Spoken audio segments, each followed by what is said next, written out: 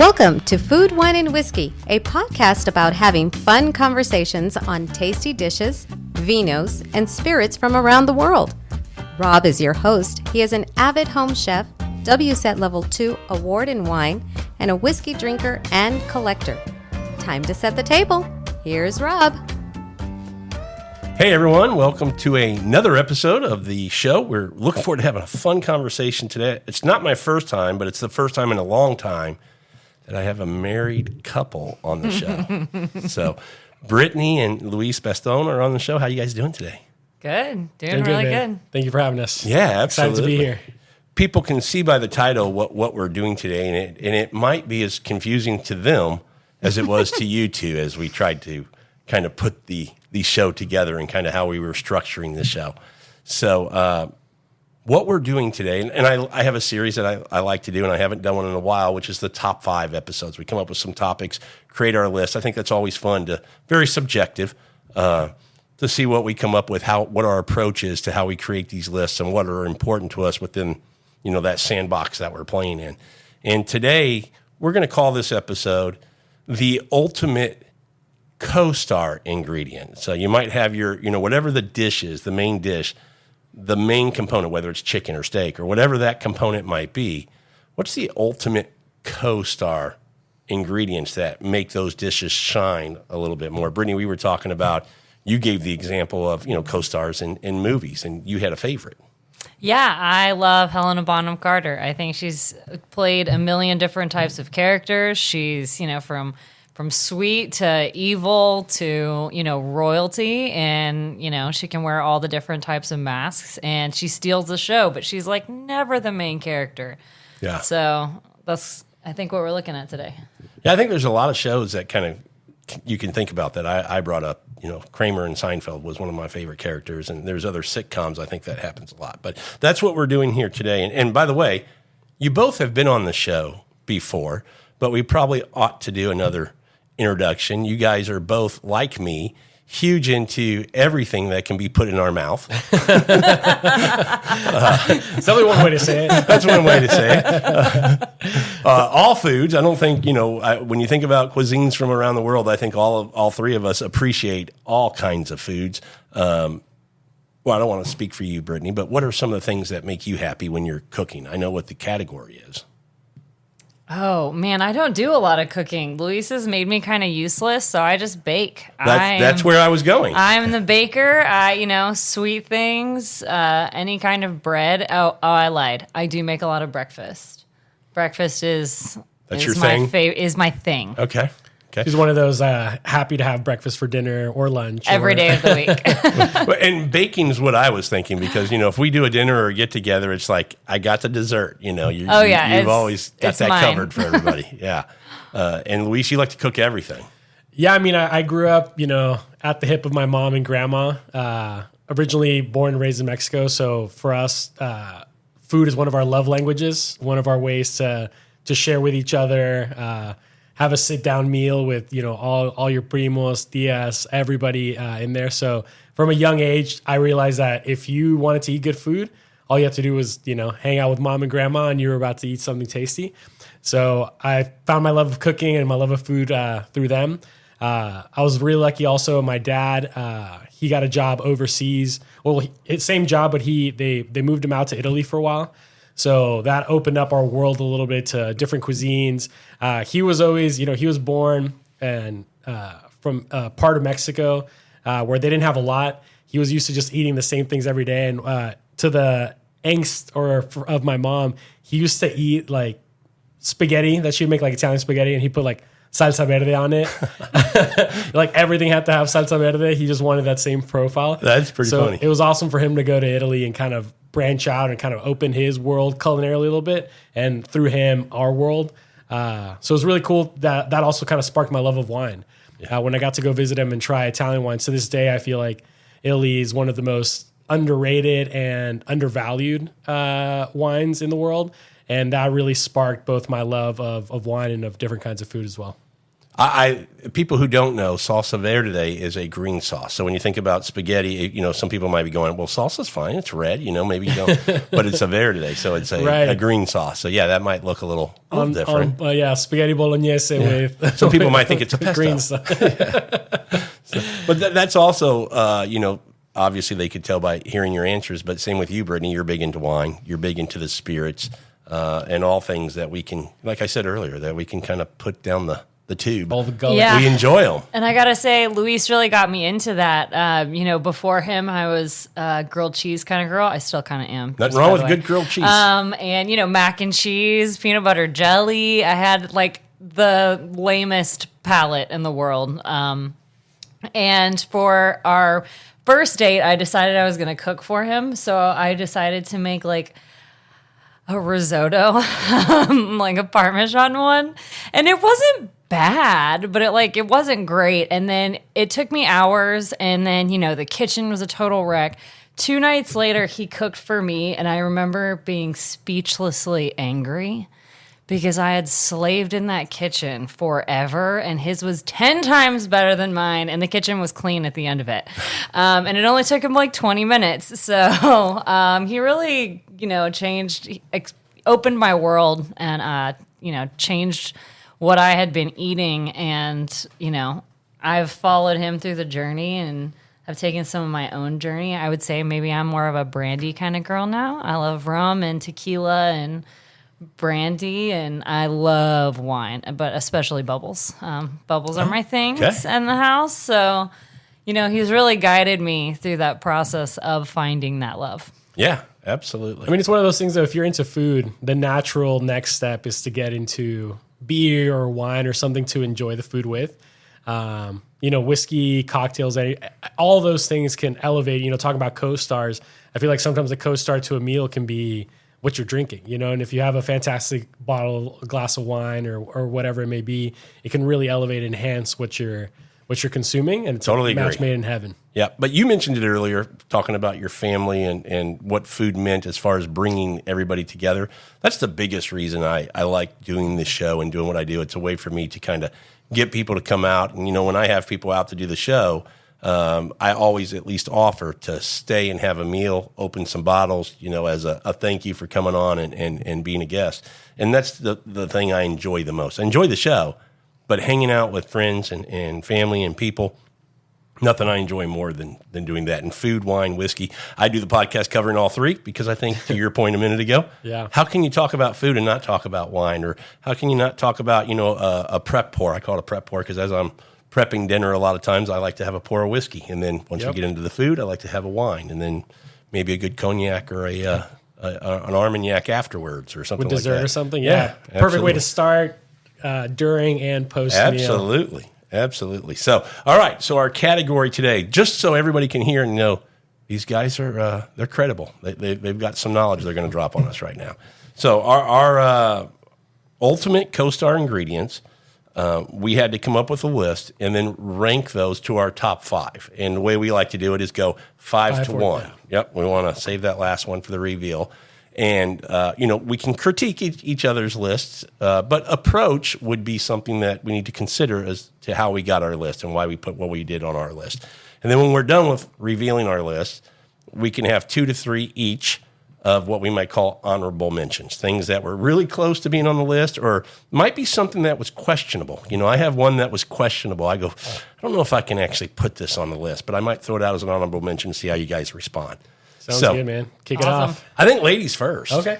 And I think what you can do first is tell us your approach to making the list. Okay, so my approach was, in a co-star fashion, what would elevate a dish, but was also like an ingredient. So not a sauce, not, an accompaniment, something that would go with the dish. My first one is kind of a wide category, and I said cheese. Okay. I think that's fair. That's number 5. Yes, this is number 5. And honestly, when I came up on this one, I was thinking a lot about blue cheese. I'm not a big fan of blue cheese just like by itself, but man, blue cheese in a salad, on a steak, on gnocchi, in a sauce. There's a lot of versatility to it.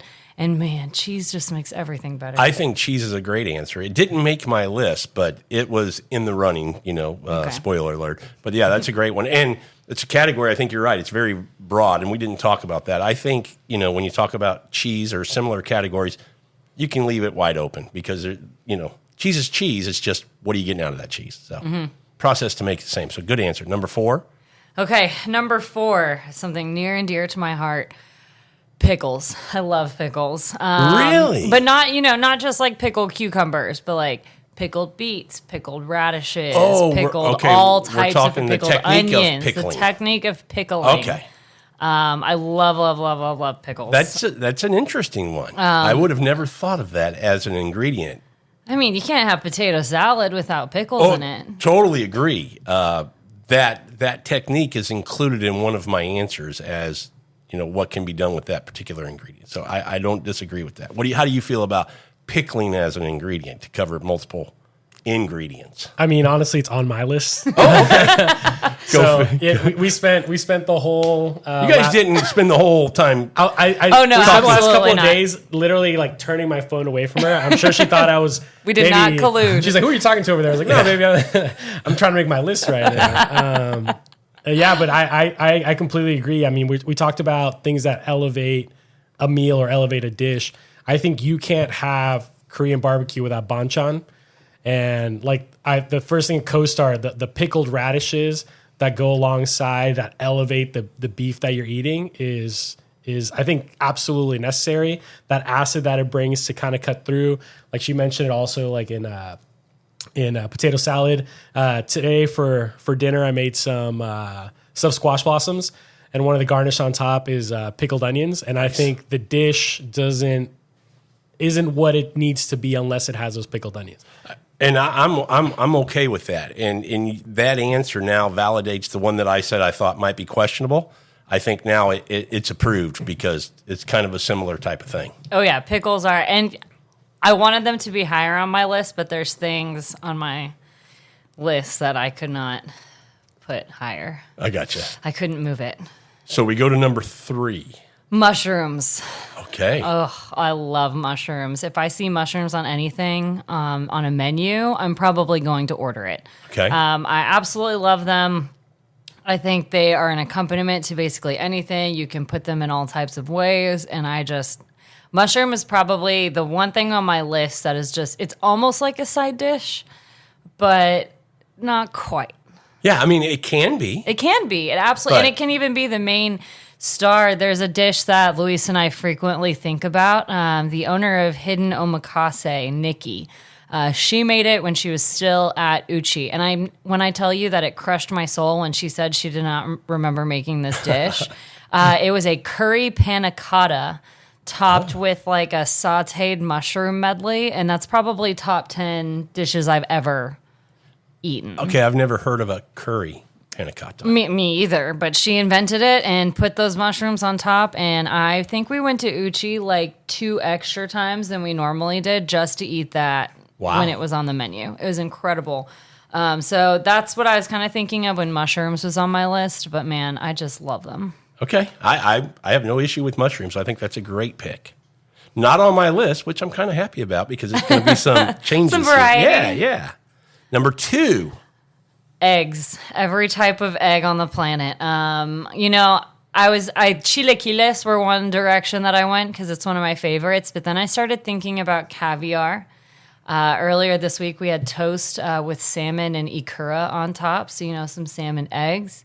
So all types of eggs had to go on my list. Plus, being a baker, I'm well known for throwing an extra egg in something to, give richness. it that. I love richness. Yolks, whites, every type of thing an egg can do for you.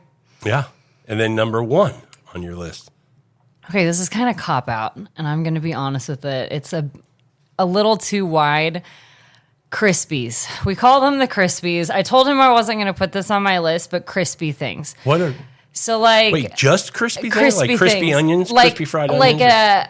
Like a crunchy element added to the dish. So we recently picked up these crispy dillies at Costco, which we were both rather addicted to. They're basically just like fried pickle chips, but also crispy onions. And then I was thinking about dessert. You know, you add like a granola to something, like that extra crunchy element. Is it the star of the dish? Absolutely not. But does it make you want to eat that dish more because of the variety and texture? So Crispies is kind of a cop-out. But Crispies is probably one thing that just like puts a smile on my face when I have like that variety of textures in my food. What are your thoughts?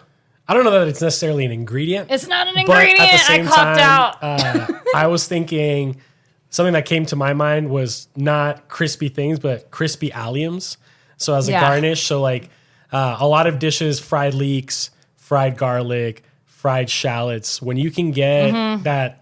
So by frying them, you're getting the sweetness out of them. You're adding a textural component to the dish, and it's just a beautiful flavoring agent that I think. So I had it on my list, but I was going to do it as an honorable mention. But mine was going to be crispy alliums and not just crispy things. It's okay. You can critique 'cause my it's more list. I don't texture mind. than it It's is, more textural, but Well, I'm going to say when you first said it, I went, in my mind, I'm going, oh, I don't know about this one. But the more you talked and the more I thought about it, how different is it from the pickling? Pickling's a technique. You're taking multiple things and you're using a technique to make it a certain profile that is somewhat universal with different ingredients, radishes, pickles, onions, whatever it might be. And then you're doing the same thing with the crispy. Whatever the ingredient might be, you're frying it, even though it might be a little different with pickling, but it's still something you're doing to it to get the same type of result every time with maybe a different ingredient. So I'm okay with it. It's I'm a okay bit of a with it. cop-out. I understand, but crispy things. And I think a lot of people would agree with me. Crispiness, man, it just makes life better. Okay, I agree that Crispies, a little vague, but Little vague. yeah, but I think it's okay. Yes. People listening, if you have a comment, you can go to the website, you can go to our Facebook group, you can let us know. But I'm okay with it. Luis, you're okay with it? Yeah, she's my wife, so I have to be okay with it. We'll Happy wife, happy life. Okay. You want me to bat second? You can be in the 3-hole? Yeah. I'll close it out. Okay, so I'm going to, my approach to this was, you can come up with some, there's so many ingredients in the world that if you put in can elevate a dish. But I tried to think of it in kind of the KISS method, keep it simple, stupid. And I tried to think of it in the world cuisine. What are ingredients that you find in Everywhere. Yeah, everywhere that people use to help enhance their cuisines. And so that was kind of my approach. So I kept it simple and kind of thought about around the world, what are used. And so here's number 5 for me, lemons. I think acidity is so important in so many types of foods, whether it's the zest or the juice, and whether it's desserts, it's savory, it's whatever. Lemons are an ingredient that I absolutely love and try to use as much as I can finding dishes. Any issues with lemons at number 5? I 100% thought about citrus, like lemons, limes, like the sour citrus. Yuzu. I'm all about it. I'm all about it. Being Mexican, I surprised it have a didn't make your different green list. one on my list. Okay. Yeah. Same family, cousin? Number 4 for me coming down the list, garlic. I think garlic is a tremendous aromatic ingredient that I love and, cooked the right way, to your point earlier, fried crispy garlic on top of some things can be outstanding. But just what garlic does to so many cuisines, it's just beautiful. My wife will tell you that when I make a recipe, if it calls for 2 cloves of garlic, I'll probably put 6. Yeah, 7. I love garlic, and I've yet to do something where I thought I put too much garlic in a dish. So, love garlic. Any issues with number 4? I mean, I think that's a no-brainer. Yeah. I feel like when you think cuisines around the world, I almost don't feel like you can cook food Without alliums in general. So that's why I had alliums on my list as well, and I couldn't pick which one. So everything from that family, I think, is so important to providing depth of flavor. And like you said, worldwide, everybody's using some sort of allium. Except for the Italians. They're not big fans of garlic. They make fun of Yeah, us yeah. for using garlic. Oh, I in a love lot garlic. of pasta dishes and stuff. Number 3 on my list, onions. I think onions are great. I think the way you can incorporate and use onions, to your point of pickling onions, to fried crispy onions, to beer battered onion rings, to fresh onions on a salad. And then you have the different types of onions like we talked about with cheeses when you get to, if you want a red onion or a yellow onion or shallots and things like that. Pearl onions on our dish are some of my favorites, to caramelize some small pearl onions and put in there. I think onions are an ultimate ingredient that really can elevate a dish. Grilling onions. Grilling onions. Oh, Caramelized onions on a burger or a bacon caramelized onion on a pizza can be Out of fabulous. control. Yeah. Agreed. One of my all-time favorite. And you're right. I mean, who doesn't like French onion soup? I mean, there's a whole soup around. You don't like French onion soup? I don't like caramelized onions. I'm coming around to them, which is why onions didn't make my list, because I thought about onions heavily, but I was like, I like them fried. I like them raw. I love them raw. I do not love French onion soup. Wow. I have this thing about things that are imposters. So like onions in French onion soup are sweet, except for onions aren't inherently sweet until you cook them down. But I just have like a mental block. I am coming around. I will say I am coming around to them. Smash burgers have really opened that door. But I'm not quite at French onion soup I mean, I'm not level going yet. I'm not going to give you a hard time because I'm coming around to fresh onions, to an onion on a burger or a sandwich, or some fresh red onion on a salad, things like that. Obviously, I made a ceviche for today, and I diced up and put red onions. But I give them a water bath to kind of take the bite off before I put them in there a little bit, and that's kind of been the trick that I've been using to.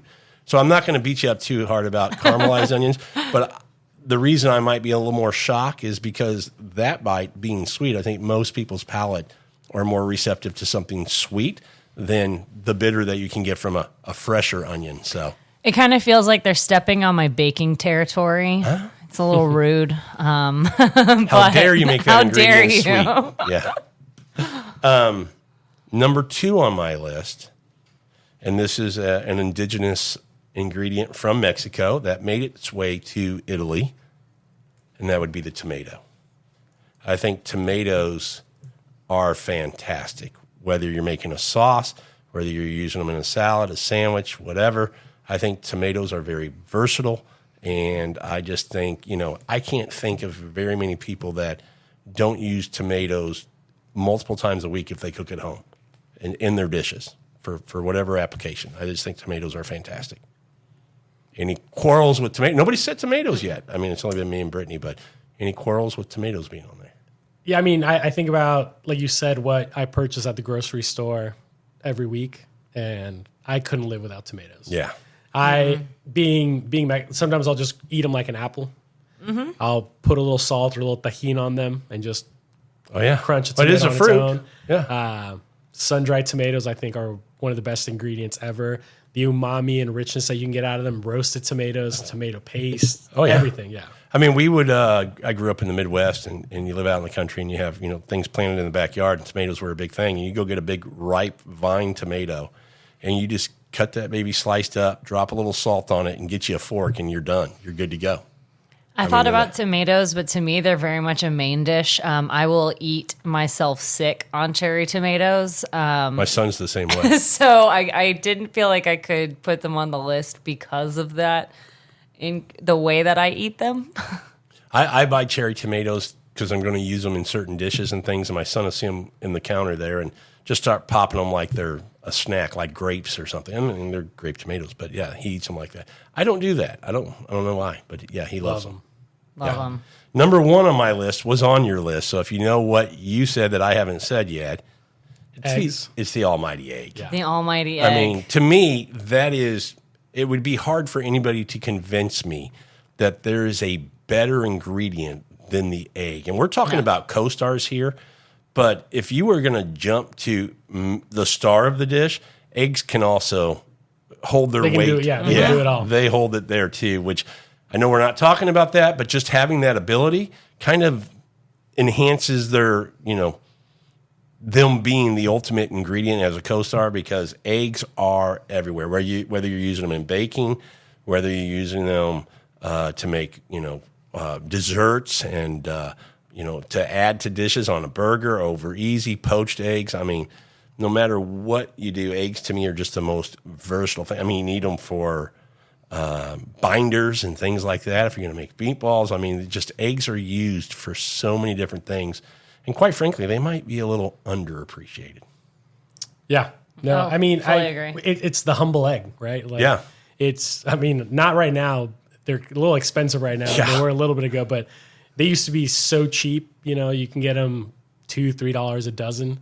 And what you can create with an egg is everything, Oh, yeah. The different French sauces that you can make with an egg. Hollandaise, Yeah. Bernaise, all of these are egg-based. Yeah. Great. Even just Well, an egg is sauce itself. You just Right, have a absolutely. runny yolk. I don't know how you feel about mayo, but that comes from eggs. yeah. I love mayo. Mayo was initially on my list until we changed. Yeah, until that's a I different- understood it yeah. fully. Mayo was on my list. Different but category there. That is definitely number one on my sauce category. There you go. So that's my list. No issues with mine. No, Yeah. and it's you asked me earlier if I wanted to go second or third, and I was like, I'll close it out. But now we've gone basically over all of the ones I picked. I have just one that we didn't talk about. Let's go 5-1 and see how you rank these. Because where did you position them? Because you had eggs pretty high at 2. Oh, I Your love number eggs. 1 was. Crispy things. Oh, crispy things, Which that's is right. a little bit shady area, but I might have felt better about that being at 5. Or Crispy 4. things? Yeah. the order. Oh Yeah, man, but just I because love. of the kind of vagueness of it being an That's fair. ingredient or something. I mean, egg happily number one. Yeah. Happily. So we're not on honorable mentions yet, but she already talked about it. So pickles was my first honorable mention. the technique of The pickle. technique of pickle, yeah, kimchi, just any pickled ingredient. We're talking about worldwide appeal. Almost every country has their own set of pickled ingredients that they love to use in their everyday cuisine. So incredibly flexible. You were talking about how limes add acidity, so do pickled things. So you get that acid.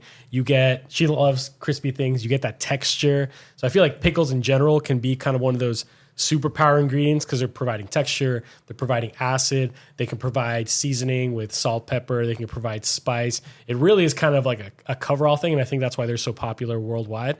So honorable mention just because it is a technique and not necessarily an ingredient on its own, but I think it could be, for a lot of people, like the top one ingredient. But you have it at 5. I have it as my first honorable mention. Oh, we're not doing. Oh, you're skipping your list. No. Here's- I wanted to bring up that I told her I had pickles on my list. Oh, so I okay. do have pickles, but I wanted to talk about why pickles were so amazing. But my first ingredient on my list, Number 5. is limes. Okay. You We're similar there. You said lemons. To me, a lemon is a little bit more tart, but just culturally, I almost never find a need for lemons unless it calls for it in a recipe.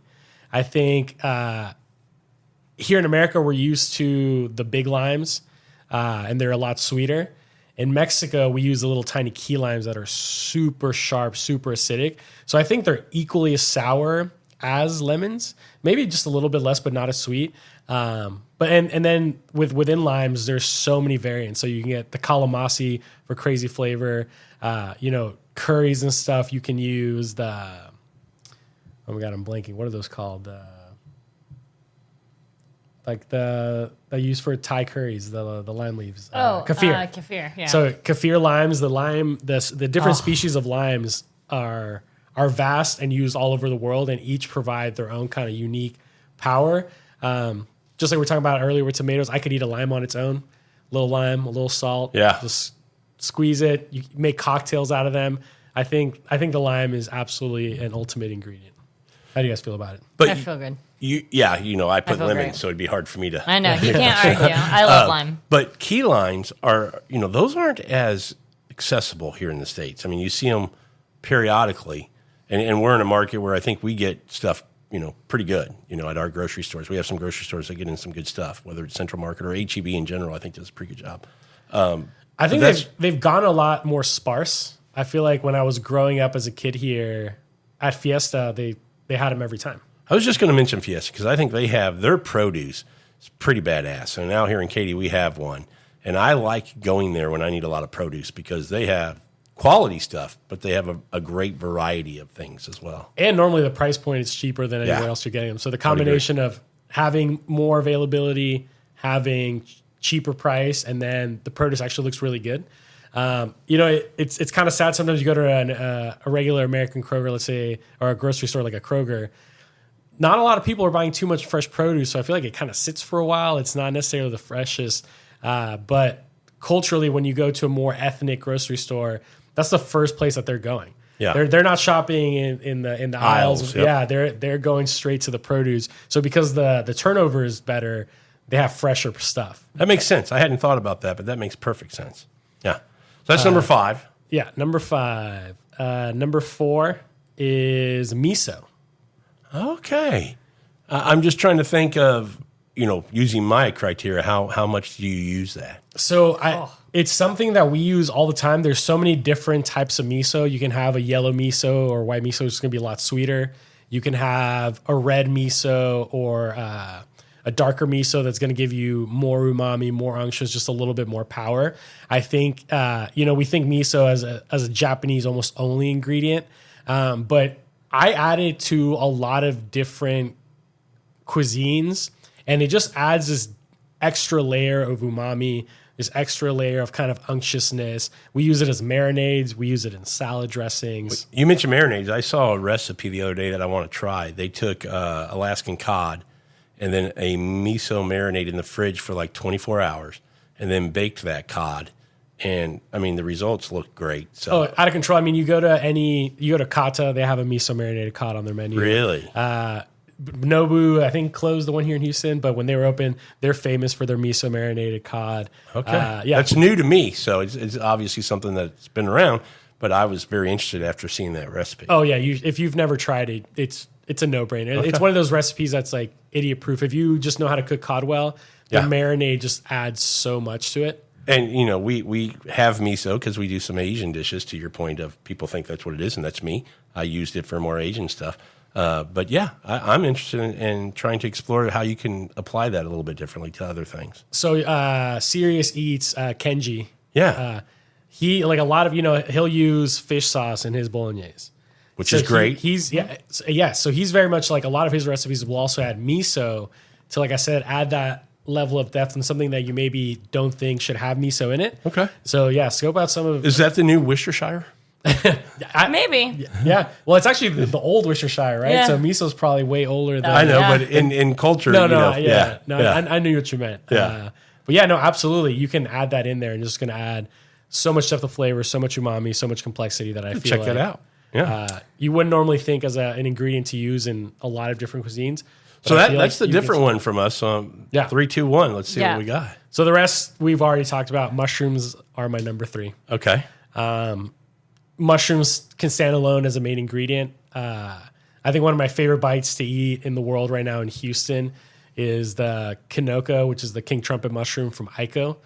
Himari has one that's similar that's amazing. I've had, we were talking about Chris Shepard before we started taping, but in one of his 1/5 iterations, The Mediterranean version. they were doing skewers, and they had like an A5 Wagyu skewer, and they had a Kinoko, like a king trumpet skewer. And we had them, it came out on the same plate side by side. And of course, the A5 was out of control, melt in your mouth, rich, beautiful. But nobody at the table thought that it was better than the mushroom. Really? Yeah. Different, but equally as good. But we're talking richness. Sure. The trumpet can be just as rich. We're talking texturally, it stands up to the meat. We're talking that melt in your mouth component. It has that. But it just has so much umami. It just has so much like depth of flavor and savoriness that Well, and mushrooms are on my honorable mentions list. They were close to making my list. But to your point, mushrooms, you were saying earlier, can be the star. And I mean, I know a lot of restaurants that make a badass mushroom burger. Not mushroom and Swiss, that kind of topping. Right, But just- yeah. the mushroom is the burger. or we love making portobello pizzas at home. Sure. You know, using the portobello. Stuffed portobellos, just with a lot of different yeah. things. Stuffed mushrooms. Yeah. And the wide range of varieties and mushrooms, like I said, culturally, they're everywhere. Look, let me tell you, mushrooms can get freaking expensive. You know, people's first thought is, well, mushrooms, basic ingredient, not that expensive. But you get some hedgehogs and you get some different things. Truffles. Morels, Yeah, truffles. Truffles 40, are 50, mushrooms. well, truffles, yeah, I put that in a different category. They're still mushrooms, though. It's a They're still mushroom for fungus. sure, but yeah. Okay, that's number 3. Number 3. Number 2, tomato. Yeah. Tomato. Like I said, I eat them like apples. You can sun dry them, you can roast them, you can make paste out of them. I think the combination of acid, sugar, and umami in one single ingredient is kind of crazy. We were talking about how onions, they can be very sharp when raw, and then you cook them down, they have a lot of sugar. Tomatoes also have surprising amount of sugar, right? So they can sweeten a dish. Depending on what part of the season, they can add sour and acidity to the dish. Absolutely. And then the richness and umami that they have is super high.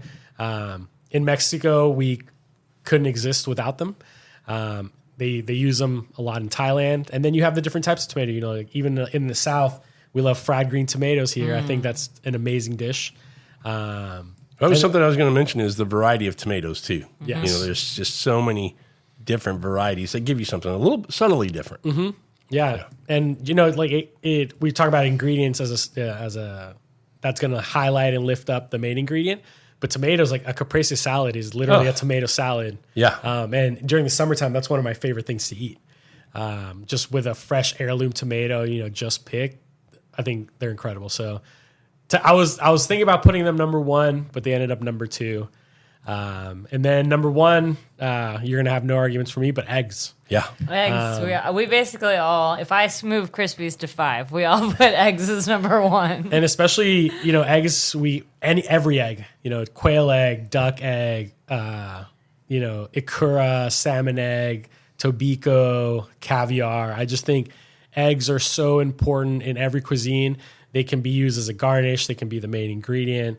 They can make some of the best sauces in the world. I think it was an easy choice for me. Well, I almost thought put about tomato 1, but when I really sit down and thought about it, eggs were Yeah, you and I were the same 1 and 2, but I agree with you on eggs. How many people do you think if we just, people we know, friends we know, if we asked them what's the ultimate ingredient, how many would say eggs if they thought about it for 5 minutes? Or would they come up with garlic or something like that? I mean, which is not a bad, but I just think, to me, to your point, eggs are a no-brainer. I think Julia Child would for sure say eggs. Yeah. She would definitely think eggs. I think if you don't cook that much, you wouldn't think egg right away. That's fair. I think if you're a person that normally gets takeout, if you're only really cooking 1 or 2 meals a week at your house, I don't think you'd maybe necessarily understand and appreciate how beautiful an egg is and how integral it is to cuisine. Going back to the stuffed squash blossoms that we're gonna have later on, they need an egg wash. So most of the things that are fried, you need eggs. But if you baked, right? But if you don't cook, you don't really realize that. You don't realize how crucial it is of an ingredient. So you say most of our friends, I feel like, would recognize, because most of our friends really love food as much as we do and do a lot of cooking.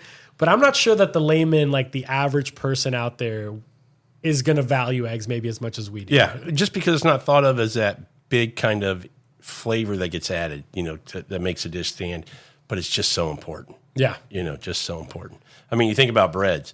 You put that egg wash on there. You make a beef Wellington with no egg wash, it's not as pretty as a beef Wellington with that egg wash. That glazed look at the end, crispy and absolutely. Okay, honorable mentions.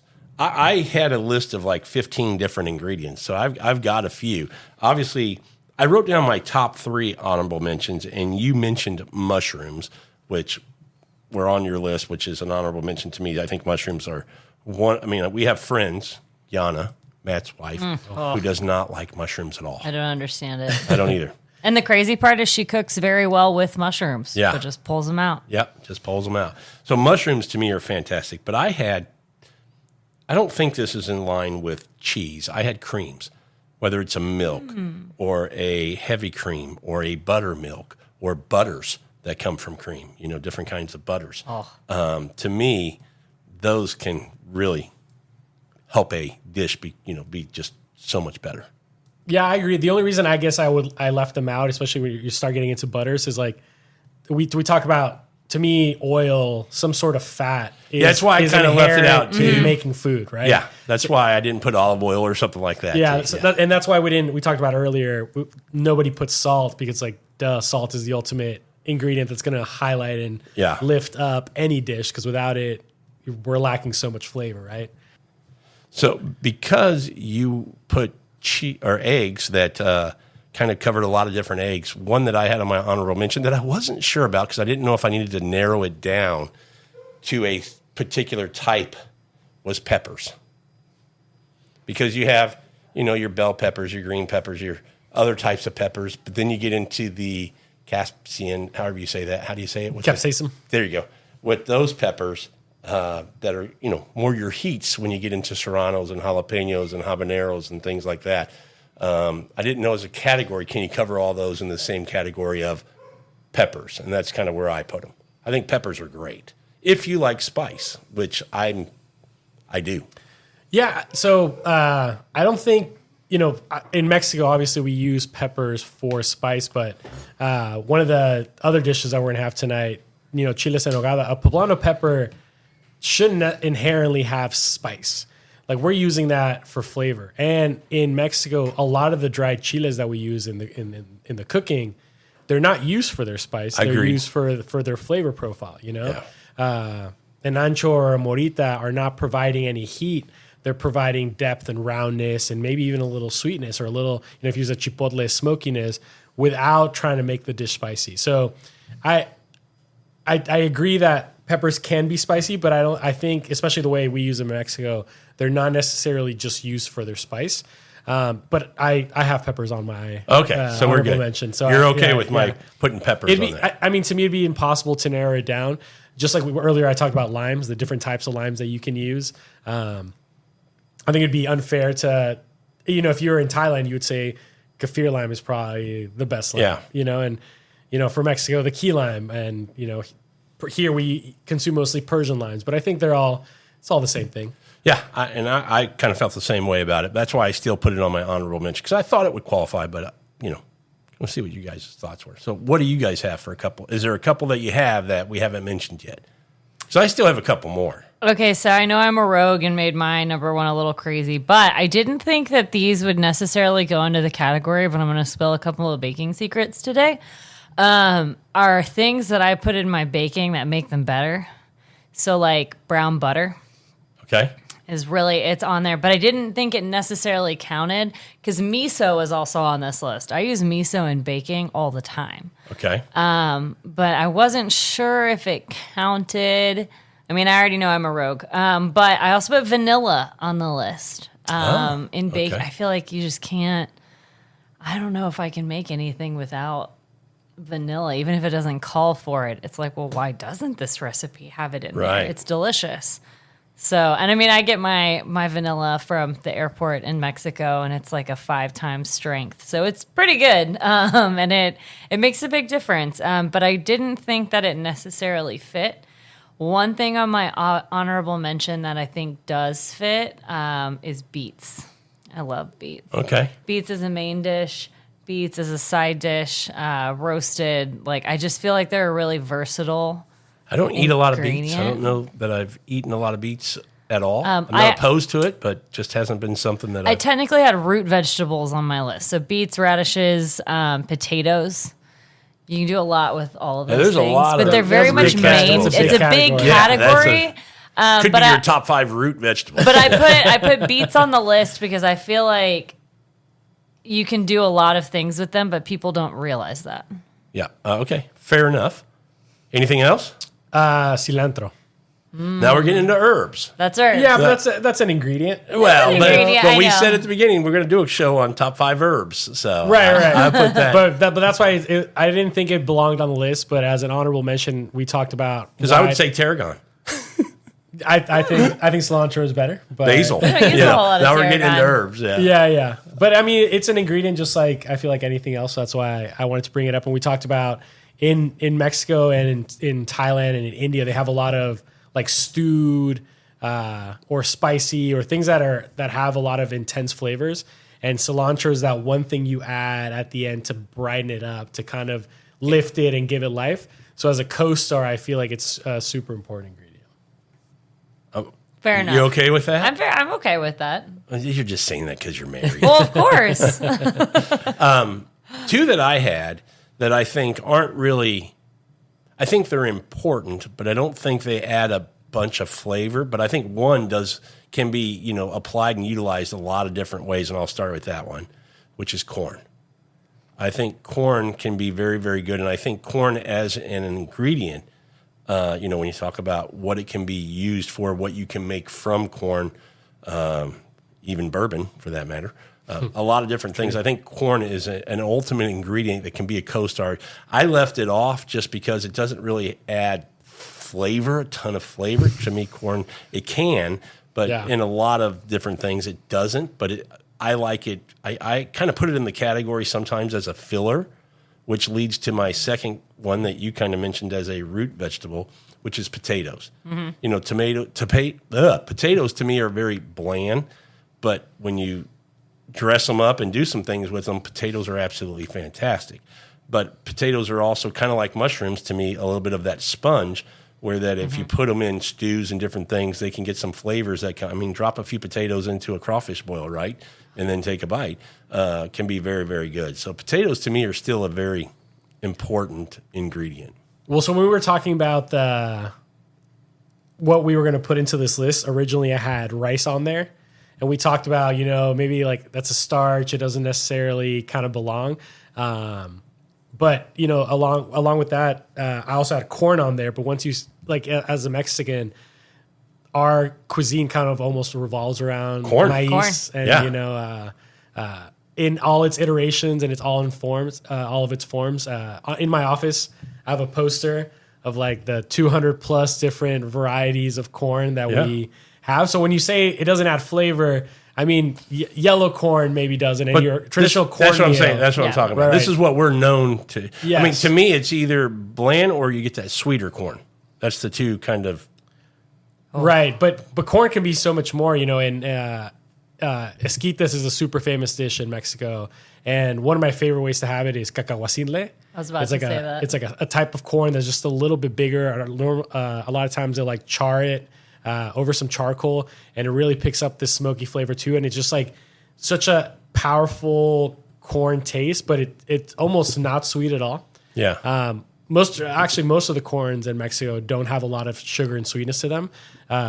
So they all have these different flavors. And, to that degree, that's why a lot of distilleries here in the United States are starting to use different types of corn, because it is a good flavoring agent. You go to, Iron Root, and they're using red butcher corn as instead of rye, because they provide so much of a different flavor profile. So kind of agree that it's not necessarily inherent, especially what we use it for, to add a lot of flavor. But I think corn can add a lot of flavor. But like you said, it can kind of be used as a starch. And I was starting to think, how we process it and use it for the different vehicles to put food on top of. So that's why I didn't add it to the main list. Yeah, and I had it as my honorable mention. I love corn. Yeah. And you being from Mexico, I'm not. You probably have a million different ways that you could utilize it that I've never even heard of or thought of. But I'd love to explore, because how I use corn and what I like about corn would make me want to go down that road a little bit more to see what else it can offer. Well, it's just the different types of corn that exist that we don't have access to here. That's why. Yeah, but you go to Mexico frequently. I don't know why this isn't coming back. That's true. Yeah. Well, you're not. We smuggle mole all the time, so I don't know if corn is going to be a We don't really wink, do wink, that. wink, Yeah. wink. Hypothetically, though, you could bring back a lot of goodies from Mexico. Yeah. And I made a corn dessert for today. So, I actually thought of corn as a star ingredient, which is why I didn't make my list. I think it can be. When I think about soups and things like that, I love corn. Yeah. Corn on the cob, esquites, just everything with corn. Yeah. Okay. Anything else? Any last minute thoughts before we close out this episode? It's definitely broad, but really fun. Good category. Yeah, I think it was fun. I kind of was worried a little bit about my list. I thought it might be it might not live up to what you guys had. But Well, now I'm thinking- I'm impressed that we were as similar as we were. Oh, I try to think a little bit outside the box. I feel like the first thing I thought of was like, onions, garlic, alliums in general. I feel like alliums are inherent in every cuisine. Yeah. So that's why I try to leave out the stuff that I feel like would be more Common?